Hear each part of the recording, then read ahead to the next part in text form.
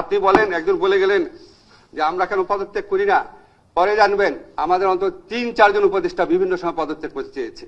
এই অন্যায় আক্রমণ, অন্যায় সমালোচনা, সারাক্ষণ গালাগালি, অশ্লীল অশ্রাব্য গালাগালি, প্রাণ নাশের আশঙ্কা, মানে প্রাণ নাশের হুমকি, অবর্ণনীয় জীবন, এই জীবন কে উপভোগ করে? আমাদের প্রধান উপদেষ্টা বলেছেন এটা একটা টিম, একজন পদত্যাগ হলে আরেকজন মনোবল নষ্ট হবে, আরো দাবি আসবে, আমরা কোনো কাজ করতে পারবো না, কাজ করে যাও, তো কাজ করে যাচ্ছি। এখন যখন আমাদেরও বলার সময় আসবে সবকিছু জানবেন, বাংলাদেশে থাকবো, সমস্ত কিছুর উত্তর দিব, এবং আমার তো নিশ্চয়ই সততা এবং আত্মবিশ্বাস আছে, সবকিছু একসময় সবাই জানতে পারবেন। আমার শুধু একটা জিনিস মনে হয় কি, যে আমাদের প্রত্যেকেরই, দেখেন এখানে যারা আসছেন প্রত্যেকের ব্যক্তি এজেন্ডা নিয়ে কথা বলেছেন, আমি কারো নাম বলতে চাই না, এমন লোকও আছেন যিনি একটা তদবির করেছেন, শুনি নাই, সমালোচনা শুরু করে দিয়েছেন।